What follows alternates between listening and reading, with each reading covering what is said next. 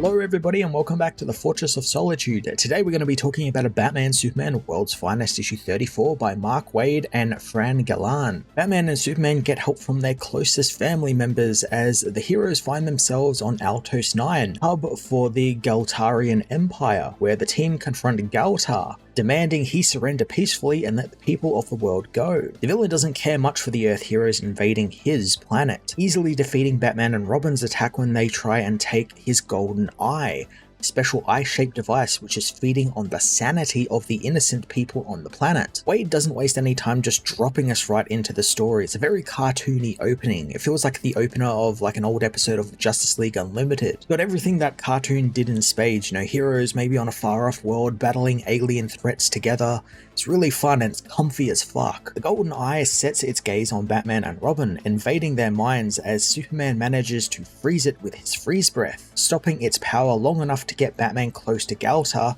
give him a sock to the jaw. The team wrap up their mission and head off, and Robin finds something very strange, since don't eyes come in pairs? He's right, of course, and the twin of the golden eye comes out of hiding, intent on freeing his twin and Galtar and getting revenge on the world's finest. A whole year passes, and in Gotham, a giant monolith suddenly slams into the park, almost crushing a couple of dog walkers. The interesting thing about these is that people can't actually see the monoliths, but dogs can, causing every dog in Robinson Park to begin barking. Across town, a Batgirl picks up the slack for Batman and Robin, who have been missing now for 2 weeks. Batgirl isn't alone though, as she has help from Ace the Bat-Hound, who takes down some of the Green Mask gang for her before beginning to bark at more monoliths slamming into the city, still invisible to the human eye. In Metropolis, Jimmy Olsen's peaceful sleep is interrupted by KRYPTO, who literally drags him out of bed and tries to warn him of what's happening. Jimmy thinks that KRYPTO has finally found Superman, who also, like Batman and Robin, has been missing for 2 weeks. As has become custom with this book, I really enjoy Waid not solely focusing on Batman and Superman. A lot of the past Batman Superman runs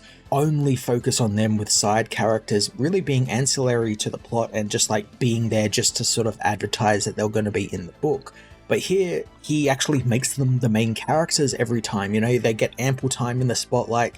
And in this case of this issue, and then a few issues ago, we had like a Robin and Supergirl team up. We get like KRYPTO as a main character, or Jimmy Olsen as a main character. I think that's really important to keep the book fresh. That's what's keeping it like fresh and interesting from issue to issue and arc to arc. You never know what exactly is going to go on in these arcs and where Waid is going to take the story. KRYPTO eventually points Jimmy to his souvenir cabinet, and the dog grabs Jimmy's Elastic-Lad serum and gives it to Jimmy, signaling him to suit up. Donning the Elastic-Lad suit and taking the serum, Jimmy is whisked away to Gotham by KRYPTO and to Batgirl, who figures that they are now working the same case if KRYPTO dragged him all the way here. As I said before, I like that these supporting characters in this book are now like this, getting the spotlight, and I like here even more the fact that it's not Jimmy and Batgirl who are like the main characters. It's not their World's Finest book. It's KRYPTO and more or less Ace the Bat-Hounds. It's more of a KRYPTO book.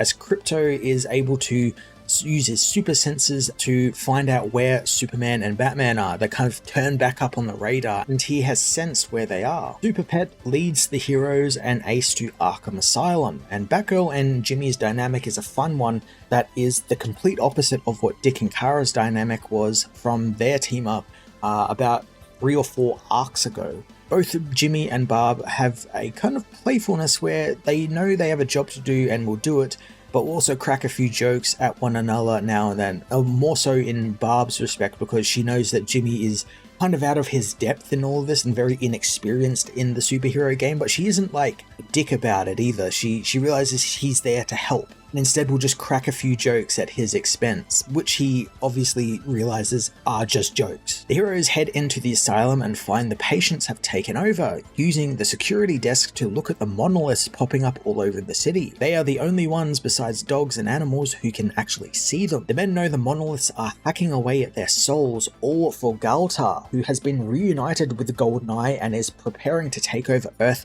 from inside Arkham Asylum. Heroes end up fighting the insane patients who overwhelm them in the name of Galtar. KRYPTO manages to save Jimmy and they find the villain himself along with his giant weird pyramid cage. As KRYPTO battles the Golden Eye, Jimmy uses his powers to stretch his eyes into the cage to see what's inside. Now this type of use of stretch powers is something I think we've been seeing a lot lately, mainly with Mr. Fantastic over in Ryan North's Fantastic Four book. That's really great.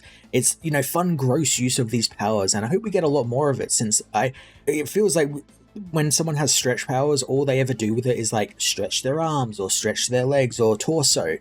So I like that we have been getting more creative uses of their powers. KRYPTO, however, soon gets trapped by the Golden Eye and Galtar, and Batgirl and Ace rush to his aid. Jimmy reaches into the cage and finds a switch, pulling it and freeing Batman, Superman, and Robin. Galtar isn't worried though, since while in the cage, the Golden Eye was manipulating the heroes, keeping them in their own mind, and while they were only seconds away from coming under his influence, he is still able to dig deep into their minds and cause them pain. Luckily, Ace wasn't mind-controlled and he attacks Galtar and the Eye, chewing up the device, which breaks the connection to the heroes and gives them a chance to finally take Galtar down for good. I really like that it's Jimmy who's the one who gets to take down the villain for a change, even when for at least 2 pages Batman was constantly saying he and the team will take this from them and he will take care of this. Wade's love for Jimmy is all throughout this series, and as someone who also loves seeing Superman's power get his dues, I can't get enough of it. Robin also gets a moment to gloat, since no one actually believed him that there would have been another Eye, as Superman and KRYPTO throw the monoliths back into space. Batman explains to the others that Galtar escaped Akron Galtos, the space prison, and got the drop on them, enslaving the heroes as he used Arkham as a focal point for his mind-bending powers,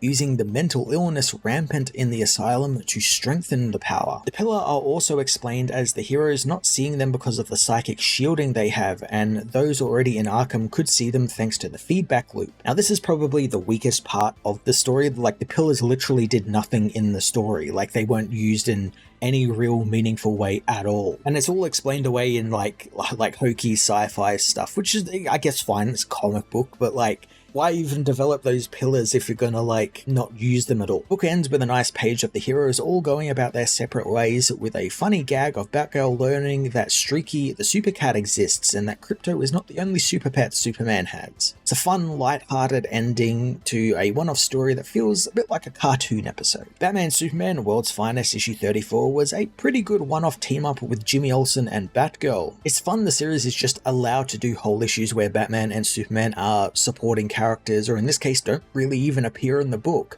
and their respective families and heroes in those families can take the spotlight. The villain was a bit light and the plan was rather loose though, but the book ended great and I had a really nice time reading it. I'm going to give this issue a 7.5 out of 10.